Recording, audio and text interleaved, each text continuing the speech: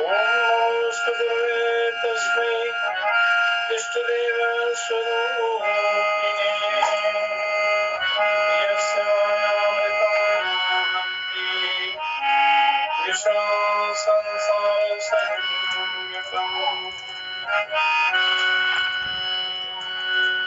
नित्यशुद्धं निरावासं निराकार निरञ्जनं नित्यमौनं हि सच्चिदानन्दं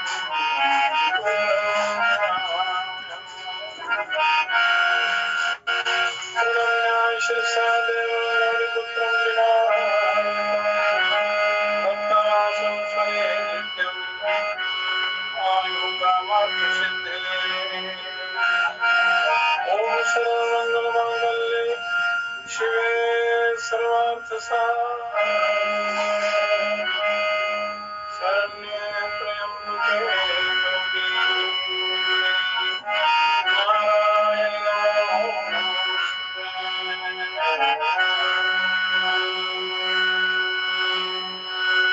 ॐ गुणाय शुभाय शान्ताय सर्वदा गुरुवर्धना आयुर्वन्दे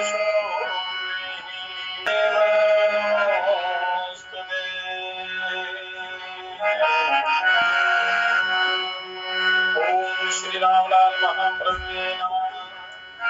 श्री हरिभक्तजन सद्गुरुवे नमः। श्री चंद्रमौल सद्गुरुवे नमः। श्री नित्यानंद परम गुरुवे नमः। श्री हेमंत सिंह गुरुवे नमः। ओम तम ब्रह्म परमात्मने नमः। ओम इष्ट देवताभ्यो नमः। ओम मातृपितृ चरण कमलेभ्यो नमः। ओम सर्वे संभूतं चकिन्द्रं सजगोत्थं रामे नमस्कृत्यं भवदक्ष सर्वदा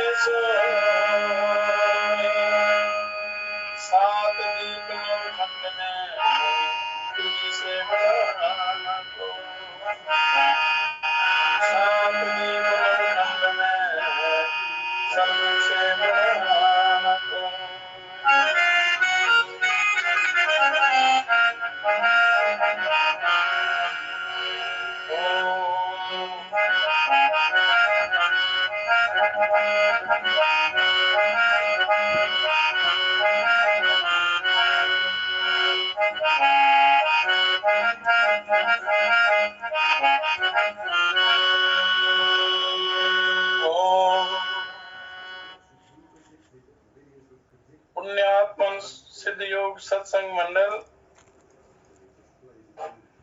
योग जिज्ञासु महानुभाव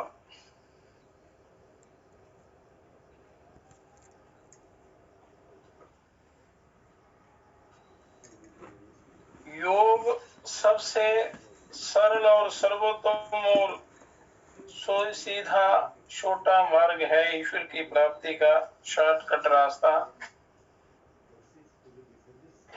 समाधि के द्वारा अति शीघ्र उस परमात्मा लाभ प्राप्त होता है, ईश्वर की प्राप्ति होती है। तो समाधि का कल वर्णन किया था, संप्रज्ञात असंप्रज्ञात समाधि।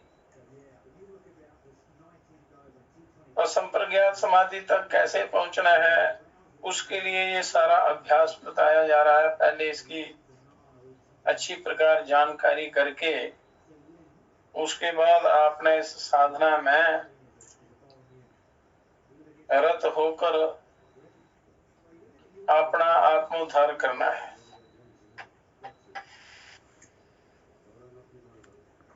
संप्रज्ञात और असंप्रज्ञात के बाद आप वितर्कानुगत समाधि का वर्णन करते हैं।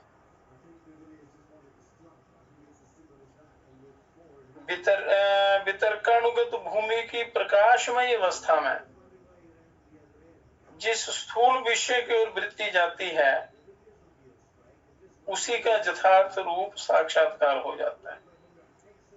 जिस भी स्थूल पदार्थ की तरफ या विषय की तरफ आपकी वृत्ति जाएगी, उसमें ध्यान होगा, धारणा ध्यान उसमें होगा, तो उसका असली साक्षात्कार हो जाता है, उसका यथार्थ रूप जो है प्राप्त हो जाता है। सात्विकता और सूक्ष्मता के तारतम्य से इस भूमि के अंतर्गत बहुत सी श्रेणियां हो सकती हैं। वितर्कानुगत समाधि में सात्विकता और सूक्ष्मता के कारण इससे दो प्रकार का अनुभव होता है। एक तो पिछले तामस तथा सात्विक संस्कारों का वृत्ति रूप से उदय होना, दूसरा वस्तु के वास्तविक स्वरूप का ज्ञान। जो भी विषय वस्तु है उसका असली ज्ञान। जब पिछले तामस संस्कार उदय होते हैं तब चित्त किसी कल्पित भयंकर डरावनी आकार वाली वृत्ति में अथवा अन्य तामसी राशि वस्तुओं के आकार में परिणित हो जाता है। चित्त ये तमस के कारण प्रकाशमय नहीं होती अथवा इनमें धुंधला सा प्रकाश होता है। और जब सात्विक संस्कार उदय होते हैं, चित्त किसी धार्मिक कल्पित आकार वाली मूर्ति या किसी धर्मात्मा के रूप वाली वृत्ति तथा अन्य सात्विक वस्तुओं के आकार में परिणित होने लगता है। यह सात्विक संस्कार उदय होते हैं तब। तो वास्तविक अनुभव में व्यवहित व्यवधान वाली दूर वाली वस्तुओं, स्थानों, मनुष्यों तथा महात्माओं का साक्षात्कार होता है। इस वितर्क भूमि में जो कभी कभी स्थूल शरीर सहित उड़ने की प्रतीति होती है, ऐसी साधना प्राणायाम, कुछ आसन और प्राणायाम ऐसे हैं और विचार इतने दृढ़ और पवित्र हों और निरंतर अभ्यास हो तो वितर्क भूमि में, वितर्कानुगत समाधि में कभी कभी उड़ने की प्रतीति होती है कि शरीर उड़ रहा है बिना किसी सहारे के। ये शरीर ऊर्ध्व गति को प्राप्त होता है, उड़ता है। तो ये प्राणों के उत्थान की अवस्था होती है, जो कभी कभी ऐसे भय की प्रतीति होती है कि मानो कोई हाथ पैर आदि अंगों को बांध रहा है, ऐसा अनुभव होता है। हाथ अथवा पकड़ रहा है और वह उन स्थानों से प्राणों के अंतर्मुख होने की अवस्था है। स्थानों में से प्राणों के अंतर्मुख होने की अवस्था। जब ऐसा अनुभव हो तो समझना के प्राण अंतर्मुखी हो रहे हैं। इन सारे अनुभवों को दृष्टा बनकर देखता रहे। जितने भी अनुभव हैं, डरना नहीं है, दृष्टा बन के देखता रहना है, देखते रहना है। तो इस भूमि में आसक्ति का होना बंधन का कारण है। इस वितर्कानुगत में बड़े चमत्कार होते हैं, बड़े दिव्य। इसका अभ्यास करते करते अनेक प्रकार के चमत्कार होते हैं, पर उन चमत्कारों में आसक्ति नहीं होनी चाहिए। अगर शरीर आपका जमीन से ऊपर ऊंचा उठ जाता है तो उसमें आसक्ति नहीं करनी है, उसका दिखावा नहीं करना है, या उसका दुरुपयोग नहीं करना है, नहीं तो वो बंधन का कारण बन जाती है। और कलयुग में कपिल मुनि ने तत्व समास के सूत्र हैं, तत्व समास आदि सूत्र, उसके 19वें सूत्र में इसका वैकारिक बंधन बताया है इसको।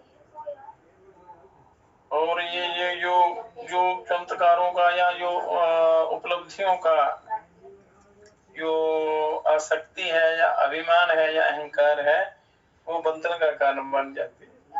जो पांचों स्थूल भूत और उनसे बनी हुई वस्तुएं और 11 इंद्रियों, इन 16 विकृतियों में आसक्ति के कारण होता है बंधन। तो यदि इस भूमि में आसक्ति बनी रहे और आगे बढ़ने का यत्न ना किया जाए, तो इस भूमि की परिपक्व अवस्था को प्राप्त किए हुए योगी इन सात्विक संस्कारों को लिए हुए मनुष्यों से ऊंची जोनी अथवा मनुष्य लोक में ऊंची श्रेणी में जन्म लेते हैं।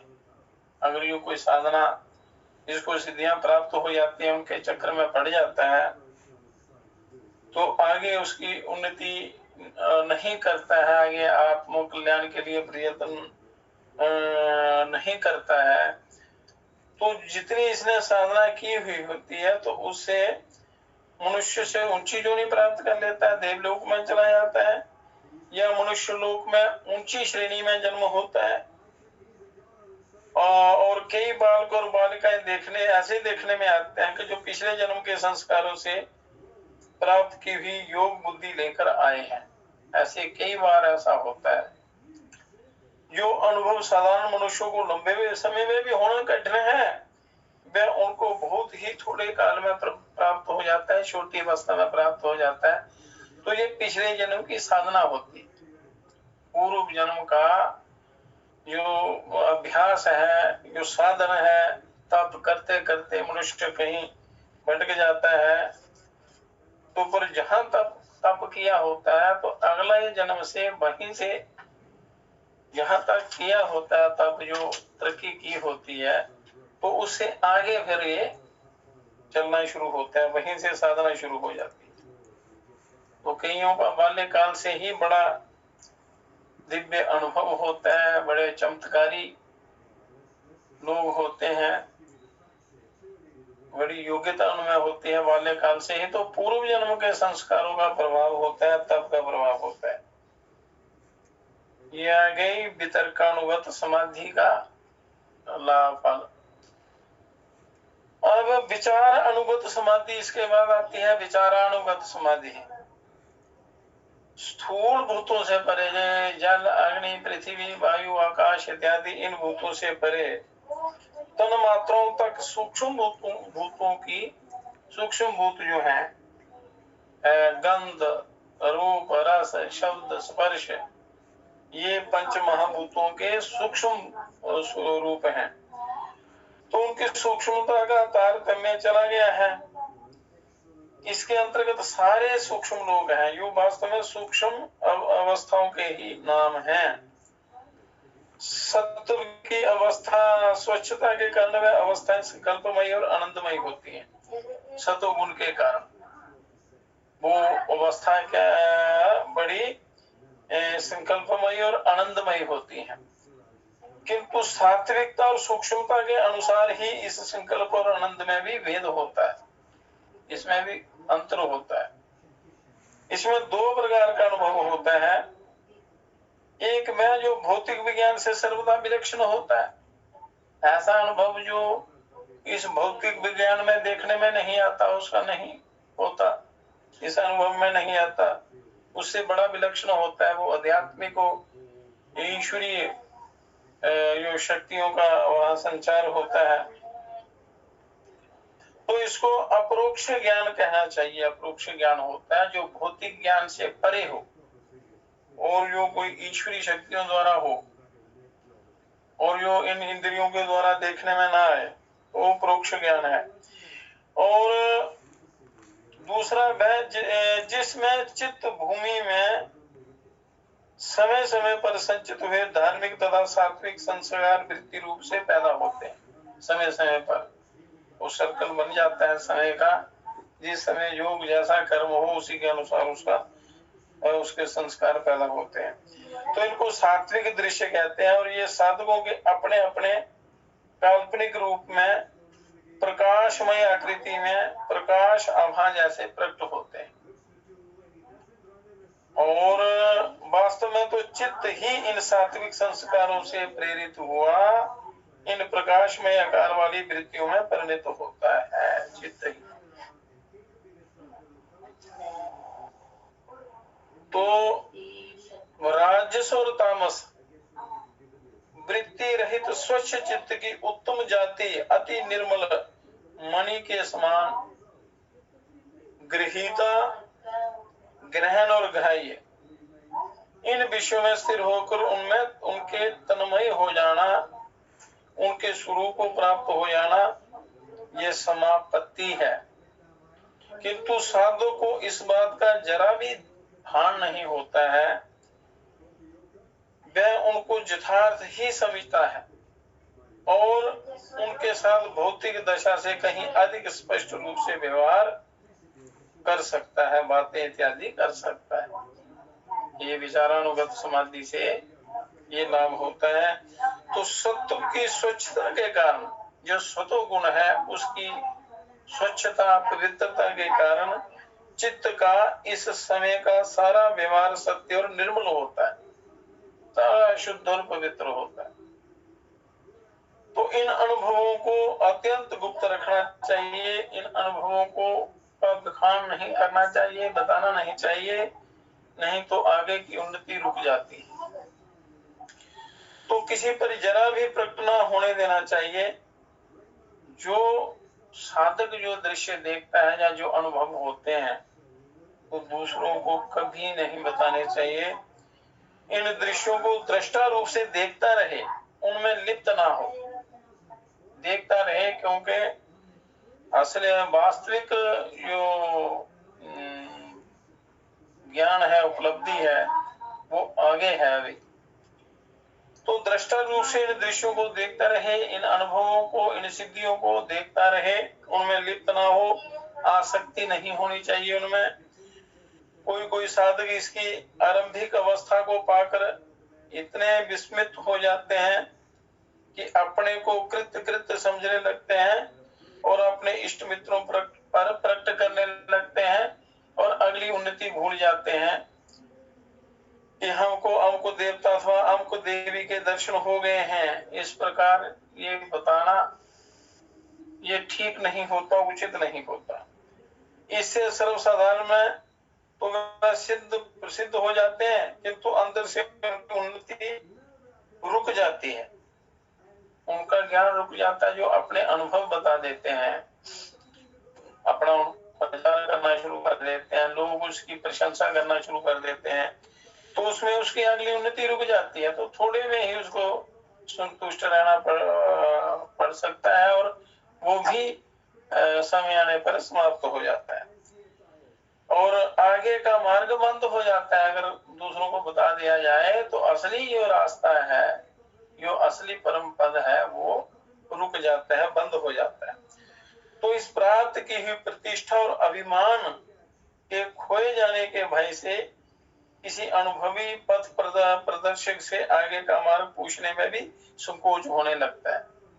फिर किसी जैसे लोग प्रशंसा करना शुरू कर देते हैं, अपना रास्ता रुक जाता है, फिर आगे का रास्ता मिलता नहीं और दूसरों को पूछने में भी संकोच आता है कि इसमें मेरा अपमान होगा, मैं इससे ये आगे का रास्ता पूछूंगा तो इसलिए वो उनका जो सारा तप वहीं रुक जाता है, उन्नति रुक जाती है, कल्याण नहीं होता।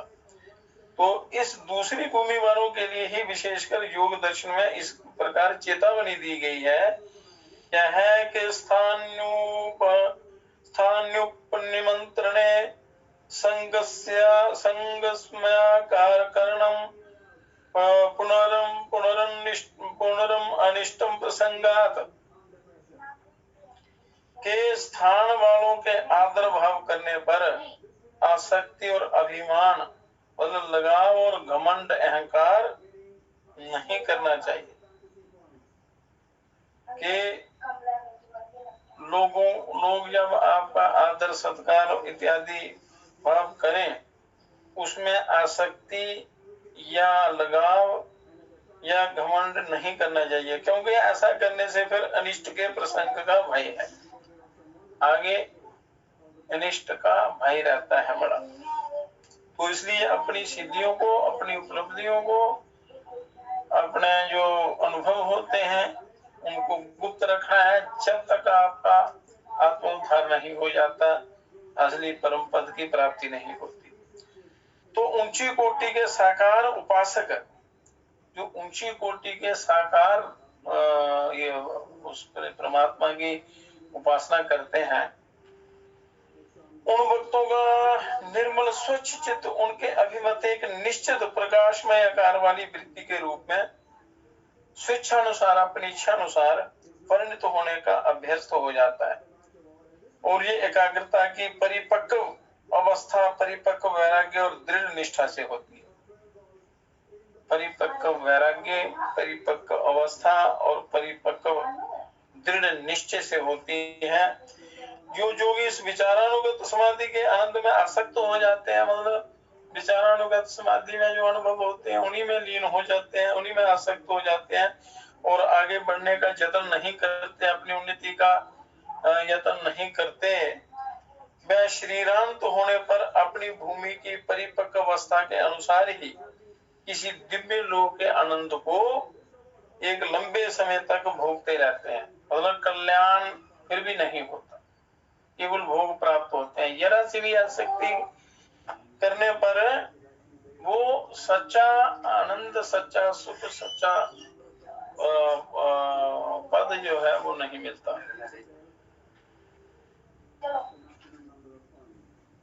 तो ये लोग एक प्रकार से सूक्ष्मता की सात्विक अवस्था ही है, ये ऐसा अनुभव जो इस विचारानुगत समाधि से प्राप्त होता है।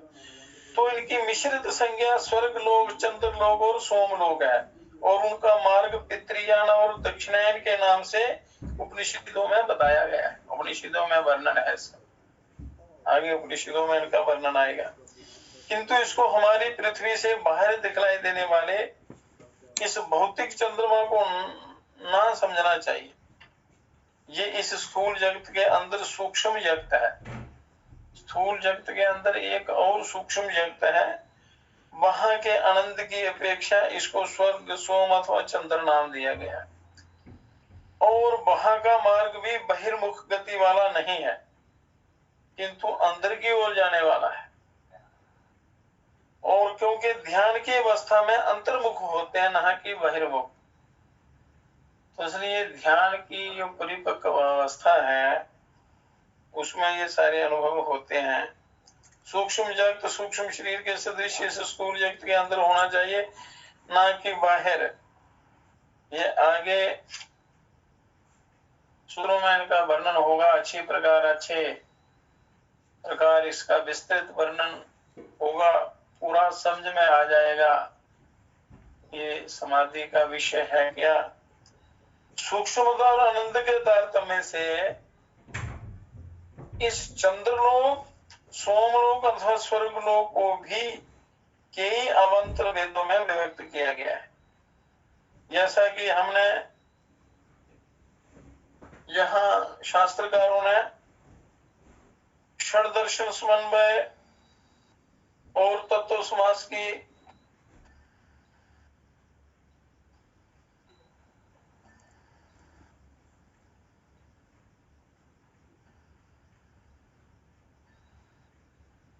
सूत्र 4 और 18 की व्याख्या में विस्तार पूर्वक बतलाया है, किंतु इन सूक्ष्म लोक में पहुंच जाना केवल अर्थात वास्तविक मुक्ति नहीं।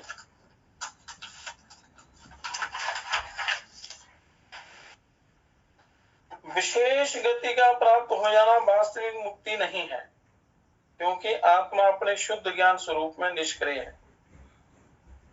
संयोगाश्च वियोगांता इति ना देशादि लाभोऽपि संयोग वियोगांत है। इसलिए किसी देश विशेष चंद्र लोक के अंतर्गत किसी सूक्ष्म लोक का लाभ भी वास्तविक मुक्ति नहीं। भगवान श्री कृष्ण जी कहते हैं आ ब्रह्म भुवना लोका पुनरावर्तिनो अर्जुन मां प्रत्यतु कौन्तेय पुनर्जन्म न विद्यते। हे अर्जुन, ब्रह्मलोक से लेकर सब लोग पुनरावर्ती स्वभाव वाले हैं, किंतु हे कुंती पुत्र, मुझको शुद्ध परमात्म तत्व को प्राप्त होकर पुनर्जन्म नहीं होता है। भगवान श्री कृष्ण जी कहते हैं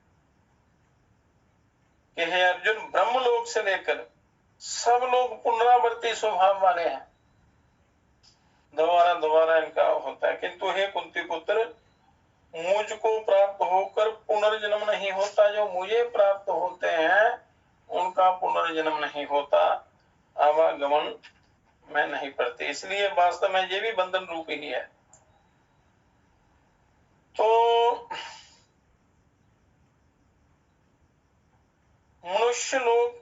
मनुष्य के मृत्यु लोक की अपेक्षा ये लोग अमर कहलाते हैं, और मनुष्य के बंधनों की अपेक्षा इनकी प्राप्ति मुक्ति कही जा सकती है, किंतु ये मुक्ति पुनरावर्तनी रूप ही है, जो निवृत्ति मार्ग वालों के लिए ही है। एक लंबे समय तक इन लोगों के सूक्ष्म आनंद को भोगकर पिछली भूमि में प्राप्त की हुई योग्यता को लिए हुए ये योगी मनुष्य लोक में ऊंची श्रेणी के योगियों में जन्म लेते हैं, जिससे आत्म स्थिति प्राप्ति के लिए यत्न कर सके। अच्छा जन्म प्राप्त होता है, सत्कर्मों से, पुण्य कर्मों से अपना उत्तम जन्म प्राप्त होता है, और फिर वहां साधना करके मनुष्य अपने कल्याण का रास्ता अपना सकते हैं। तो मनुष्य को चाहिए कि वो इसी जन्म में अपना आत्म कल्याण करे, आत्मोद्धार करे। पर ये साधना करते करते मनुष्य चला जाए तो फिर उसको दूसरों लोकों में ऊंचा स्थान मिलता है और वहां साधना करने का मौका मिलता है, फिर कल्याण की तरफ चलता है। तो यत्न करना चाहिए, प्रयत्न करना चाहिए अपने आत्म कल्याण का, अपने आत्मोद्धार का मनुष्य को। ये बड़ा सुंदर मौका है, सुंदर समय मिला है, सुंदर शरीर रूपी साधन मिला है। तो साधना के द्वारा अपने आत्मा का उद्धार करने का यत्न करना चाहिए। अब इसके बाद विचारानुगत के बाद आती है आनंदानुगत समाधि, और उसके आगे इसका पूरा विस्तृत वर्णन होगा कि किस प्रकार क्या क्या करना है। ये आज का सत्संग यहीं तक करते हैं, बाकी कथा कल करेंगे। हे परम पिता, हे विश्व पिता, हे राष्ट्र पिता, हे जगदाधार, हे करुणामय दीन दयालो, पूर्ण गुरो हे अपरंपार, हे महेश अब शीघ्र कृपा कर, हमें दीजिए योग विचार, मानवता के प्रेरक बनकर, नाथ करे सुखमय संसार।